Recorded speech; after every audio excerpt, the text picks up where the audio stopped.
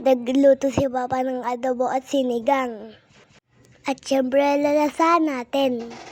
Humigop na nga ako ng sabaw. Sarap. Higop tayo ulit. Medyo mainit pa.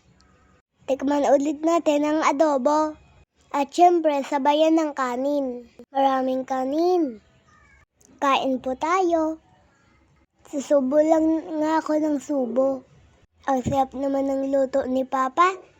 Ang sarap kumain pag may hinihigop na sabaw. Siyempre, kakain din ako ng gulay at sili. Ang sarap ng kangkong. Kayo po, paborito nyo din ba ang adobo at sinigang?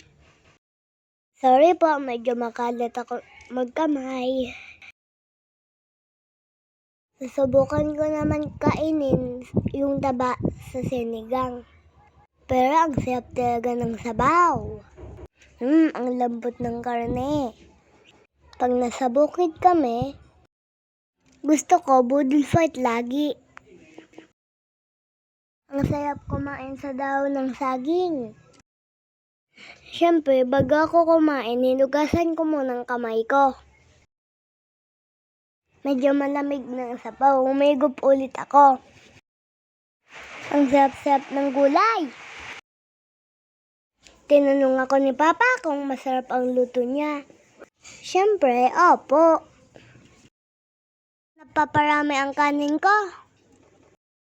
Ang sarap din pala ng hangin dito. Presko at tahimik pa.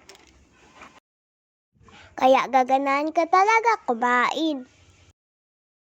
Siyempre, subo lang ako ng subo. Hala, malalaglag pang kanin. Sayang, mahal pa naman ang bigas. Lang po lang ako ng kain at higop ng sabaw. Pero hindi ko naman uubos to. Ang dami-dami kaya. Gusto nyo, kuha na lang kayo. Bibilisan ko ng kumain. Madami na din ako nakain kaya busog na ako. Wait, konti na lang. Salamat sa panonood. Malapit na akong mabusog, bigay ko lang sa inyo. Teka lang, konting higop pa. Busog na ako.